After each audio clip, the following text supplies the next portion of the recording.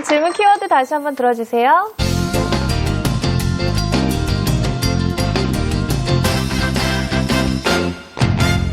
어, 10년이 넘는 아파트에 살다가 새 신설 아파트에 가니까 난방비가 굉장히 많이 줄어들더라고요. 너무 좋더라고요. 근데 바로 눈앞으로 확 들어오는 정책들이 뭐가 있을까요? 지금 말씀하신 부분들이 이익이 오는 제도가 있어야 할 부분이고 인센티브란 얘기도 인센티브를 많이 주면 바로 부분들이 투자할 수 있다. 사실 아까 말씀드렸지만 우리나라 인센티브는 사실은 미흡합니다. 거의 없는 거나 마찬가지다. 그래서 저희 부분들이 이제는 확대하자. 이제 에너지 공급사 효율 향상 의무화 제도가 실질적으로 도입됐다고 하면은 많은 부분들이 에너지 고율 제품 기기를 수입할 때에 리베이트라든지 보조라든지 지원해주는 부분이 필요한 부분이고요. 아마 여러분들 잘 아실 겁니다. 미국 같은 경우는 에너지 공급사 효율 향상 의무화 제도를 도입한 나라는 에너지 스타 제품을 구입할 경우에는 환급을 받을 수 있습니다. 그래서 미국 같은 경우는 에너지 스타 제품이 보급률이 한 90%가 에너지 스타 제품으로 보급된 걸로 그런 연구 결과들이 제시되고 있습니다. 그래서 저희들이 눈에 띄는 그런 지원 사업들이 이루어지게 하려면 사실은 예산이 많이 들어가겠죠. 이 부분들이 또 한 가지가 투명하게 사용할 필요는 있겠죠. 신재생 에너지 같은 경우는 아마 지금 보조금이 한 6천억 정도 넘었을 겁니다. 우리가 에너지 효율 관련 지원 사업은 1,000억도 안 되죠. 그래서 이런 부분들이 이제 확대된다고 하면은 이 부분들이 실질적으로 훌륭한 투자가 될 거고, 이게 우리가 지금 앞으로는 좀 전시라든지 이런 부분들이 우리 실생활에서 좀 가까이에서 우리가 찾아볼 수 있게 효과를 이런 노력들이 좀 이루어져야 할 부분인 것 같습니다. 박사님 관련해서요. 한동안 옛날에 지금은 격세지감입니다만은 아파트 할 때 뭐가 있었냐면 정보통신 인증 아파트라는 게 있었어요. 그러니까 초고속 인터넷이 들어오면 1급, 2급 막 이런 것이었습니다. 그것처럼 에너지 효율 인증 아파트 이런 식으로 해서 정부에서 무슨 등급을 주거나 그러면 그때 정보통신 1급 아파트가 그거 안 된 아파트보다 훨씬 마케팅적으로 유리하고 이렇게 되면 정부가 투자한 게 아니고 그 안에서 시장에서 이런 게 돌아갈 수 있는 정착될 수 있는 것이 될 수 있는데 그런 부분들이 지능형 계량 시스템 한전에서 2020년까지 100% 보급하겠다는 부분입니다. MR 보급되면 실시간으로 우리가 전기 소비량을 집에서 확인할 수 있는 시스템이 될 겁니다. 건물이라든지 사업장이라든지 이걸 등급을 매겨서 이 부분들이 좀 인증을 등급을 매겨갖고서 누구나 알 수 있게 확인할 수 있게 이런 부분들도 고려를 하고 있습니다. 그래서 이 부분들이 또 에너지 효율이 좋은 제품뿐만 아니라 건물, 사업장도 이 부분들 가치가 좀 인정될 수 있도록 인정하는 그런 제품 인증제도 지금 고민을 하고 있습니다. 제가 살고 있는 일산은 20년이 넘었는데 재건축을 하기에는 너무 아파트가 20년은 너무 돈 낭비인 것 같고요. 그렇다면 저희 일산 같은 경우 이게 나라에서 많이 도와준다면, 그러니까 태양열 전지를 깔게 되면 보조금을 주듯이 리모델링으로 해서 사이드 아파트 추운 것도 좀 하고주고, 그다음에 창문을 바꾸는 거에 대해서 지원을 해준다고 한다면 좋지 않을까라는 생각을 했는데 문제는 돈이 수지타산이 맞을까요? 가능해질까요? 이런 상황이. 이제 그린 지금 해갖고서 단열이라든지 창호를 교체 사업에 대해서 그린 리모델링 사업이라면서 좀 보조금을 일부 주고 있습니다. 이자에 대해서 보조를 지원하고 있고, 근데 전체 예산 규모가 아직은 많지는 않습니다. 그래서 우리가 이제 좀 에너지 효율 향상을 위해서 좀 신규 주택뿐만 아니라 이 부분에 대해서 좀 확대할 필요가 있다. 우리가 지금 정책 사각지대가 기존 주택입니다. 기존 건물에 대해서 이 부분에 대해서는 정책들이 없어요. 그리고 그린 리모델링 사업 단지 하나입니다. 저희들도 고민하는 정부도 마찬가지입니다. 정부하고 같이 작업하는 부분에서는 이 기존 주택에 대해서 리모델링이라든지 에너지 성능 개선에 대해서 이 부분도 좀 적극적으로 지원해주고 우리가 진단하고 지원해주고 하는 시스템을 만들자 하는 부분입니다. 근데 인센티브도 단순히 리베이트뿐만 아니라 좀 정보도 제공해주고 진단도 해주고 서비스도 제공하고 리베이트도 주고 좀 많은 부분들이 좀 다양하게 그 특성에 맞는 이런 부분들이 지원 제도들이 마련하고 있습니다. 아마 조만간에 만들어져서 이 부분의 정책들도 많이 좀 실질적으로 기존 주택의 건물의 리모델링이나 이런 성능 에너지 성능 개선 뚜라 사업도 지원이 되지 않을까 생각이 듭니다. 제가 중학생 때 이제 제주도를 놀러 간 적이 있었습니다. 네. 스마트 그리드라고 제가 그거를 가서 구경해서 봤는데 이렇게 전력을 우리가 쓰면은 우리가 생각지도 못한 데서 되게 아낄 수 있겠구나라고 저는 그때 크게 깨달았었는데 그렇다면 이런 것들을 조금 더 국가적으로 지원하던가 그래서 좀 나라 전체로 퍼뜨리면은 사람들도 좀 이게 정말 중요하구나라고 또 인식 개선을 하지 않을까요? 네, 맞습니다. 왜냐하면 에너지 그런 부분들이 정보 제공이라는 건 상당히 중요한 부분이거든요. 그러면 우리 에너지 소비라든지 건물이라든지 공장이라든지 가정에서는 에너지 내가 사용해요. 양은 알지만은 비용이 얼마인 줄 알지만은 사실은 상대적으로 이게 내가 효율적인지 아닌지 얼마나 부분들이 사용되는지 남은 얼마나 사용하는지 사실은 모르거든요. 그래서 우리가 지금 작업하는 국가에너지 혁신 추진안에서도 이 부분들 많은 부분들이 고민을 하고 있습니다. 효율을 비교할 수 있는 이 지표들을 많이 쥐야겠다. 제공해야 할 필요가 있다. 또는 IoT를 적용하고 있는 부분들이 수집된 정보들을 최단으로 모아갖고 플랫폼화하겠다. 그래서 우리가 비교할 수 있게 제공해 줘야겠다. 그 다음에 우수한 업체, 사업장에 대해서는 우수업체로 인증해 줘야겠다.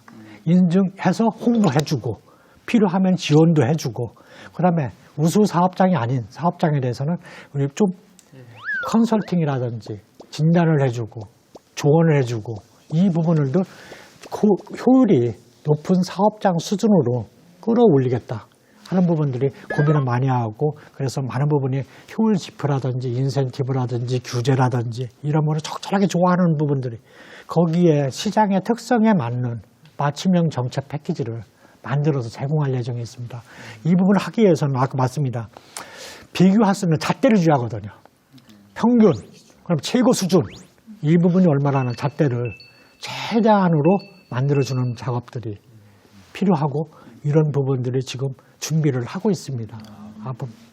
박사님께서 지금까지 에너지를 어떻게 하면 효율적으로 소비할 수 있는지에 대한 여러 가지 정책을 말씀해 주셨는데 저는 이제 개인적으로 에너지를 어떻게 하면 효율적으로 생산하고 저장할 수 있을지에 대한 부분을 학교에서 배우고 있어요. 이 두 분야를 조금 더 균형 있게 아니면 어떤 여러 가지 정책을 펴야 된다고 생각을 하는데 이제 박사님께서는 이 두 분야에 대해서 개인적으로 어떤 생각을 가지고 계신지 궁금합니다. 네, 연구와 정책이 사실은 연구도 필요하죠. 정책도 필요합니다. 정부 정책은 사실은 시장 실패뿐만 아니라 정부 실패가 있습니다. 정부 실패가 잘못 이루어지면은 이 부분들이 시장 실패보다도 막대하게 파급 효과를 미칩니다. 따라서 이 정책을 수립하기 위해서는 상당한 기초 연구라든지 시장 연구라든지 이런 부분들이 소비자 행태라든지 이런 부분이 연구가 반드시 필요하고요. 지금까지 저희들 수요관리 쪽에서도 연구를 하면서도 저희들도 많은 부분들이 정책 수립하는데 직접적으로 참여하고 작업을 해왔습니다. 그래서 정부와 정책은 따로 놓을 수 없다. 정책을 해서 정부 실패를 줄이기 위해서는 연구라는 부분들은 반드시 따라갈 부분입니다. 저희 학교는 교육청에서 지정한 에너지 실천 학교예요. 그래서 옥상에 태양광 패널도 있고 에너지를 발생시키는 자전거도 있는데 근데 학교는 학생들과 가장 맞닿아 있는 곳이잖아요. 그럼에도 불구하고 저희 학교 학생들이 사실 그 에너지 절약이나 아니면은 더 나아가서 에너지 효율에 대해서 좀 인지하지 못하고 있는 부분이 많은 것 같아요. 그래서 그거를 정부에서 어떤 정책을 활용해서 우리 미래를 이끌어 나가야 하는 학생들의 인식을 바꿀 수 있는지 그걸 여쭤보고 싶었습니다. 어렵네. 사실은 중고 학생 관련해 갖고서는 프로그램은 있습니다. 프로그램 부분들 에너지 관리공단에서 운영하고 있는 프로그램도 있는데 아직은 좀 부족한 부분들 그다음에 또 한 가지가 아까 님 아까 실험학교라든지 이런 부분이 있지만은 지속적으로 정보를 체계적으로 관리해갖고서 제공해줘야 필요가 있는데 우리가 한 번 하고 이 부분들이 우리가 일관성이 없습니다. 필요하면 한번 설치 한번 교육시켜주고 끝이라고 생각하거든요. 이 교육은 끊임없이 지속적으로 이루어져야 할 부분이고 그다음에 학교 교육뿐만 아니라 이 부분도 시민 사이에 나와갖고 학교 평생교육 학습으로 갈 필요가 있습니다. 그래서 교육도 부분들이 자료와 정보들이 상당히 좀 빠르게 변하거든요. 이 부분에 눈맞게 감성 있는 교육들이 좀 빨리 교육 자료들이 만들어질 필요가 있는데 우리가 그런 부분은 좀 더 정부에서도 노력할 필요가 있는 것 같습니다. 자, 오늘 에너지 효율에 대한 이야기를 했는데, 자, 처음 강의를 듣기 전과 후 좀 어떤 게 달라지셨는지. 그동안 에너지 문제가 직접 와닿지 않는다는 이유로 조금 등한시하고 또 직접 이렇게 문제가 됐을 때 다음 세대가 해결하지 않을까라는 무책임한 태도에 대해서 조금 반성하게 되었고요. 이번 강연을 통해서 에너지 효율 정책에 대한 중요성을 느낀 만큼 알고 그치는 것이 아니라 직접 그런 정책을 요구하고 실천하는 태도를 갖추어야 보다 바람직한 국가로 나아갈 수 있다고 느꼈습니다. 네.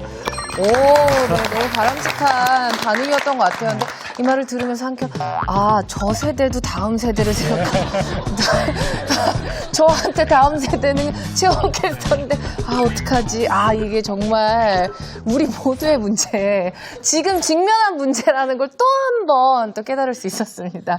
자, 우리 솔성 캐스터님도 어떠셨나요? 돈을 좀 더 지불하더라도 환경에 좀 더 좋은 제품을 사용함으로써 에너지 효율성이 높임으로써 제가 이 환경 보전에 힘을 쓸 수 있다는 거에서 저는 잘 배웠습니다. 네. 오늘 박사님은 어떠셨어요? 저도 질문들 보면서 저도 많이 배웠습니다. 왜냐하면은 저희들이 이제 연구하고 하는 부분에 대해서 실질적으로 우리가 제가 실천하는 게 아니라 함께 하는 부분이거든요.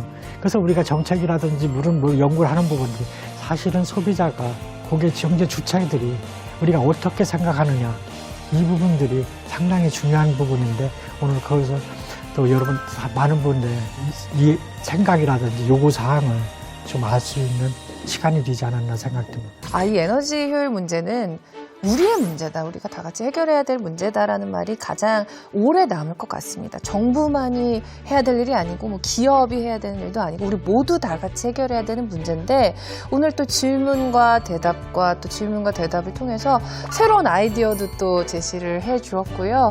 그 혁신을 위해서 그 첫 단추를 오늘 또 잘 깬 것 같습니다. 앞으로 단추 하나씩 잠그다 보면은 우리 박사님께서 말씀하신 혁신에 가까워지지 않을까 이런 생각을 해봅니다. 앞으로 꾸준히 저희가 박사님 강의를 토대로 단추 잘 채워가도록 하겠습니다. 자, 오늘 질문은 여기까지 받겠습니다. 다음 주에 뵐게요. 고맙습니다. 고맙습니다. 자, 우리가 대체로 원어민 영어라고 하면요. Howdy, pardon. What are you having for breakfast today? Hello, sir. Welcome to India. If you give me a reservation slip, I'll take you to your hotel. That's okay. What the opponent is trying to elaborate is beyond my scope of understanding. 인공지능 번역기가 앞으로 외국어를 다 해줄 건데 꼭 외국어 이거 배워야 됩니까? 당연히 배워야 됩니다. 지금 영어 몇 년째 공부하세요? 한 15년 해서 한국어 못해도 돼. 너는 영어 잘하니까 괜찮아라고. 언어는 단어 싸움이라고 생각을 하거든요. 이제 한국에서 콩글리시를 사용하면은 영어를 잘 못한다. 우리가 영어를 갖다가 우리나라 말보다 더 중요시하게 됐느냐.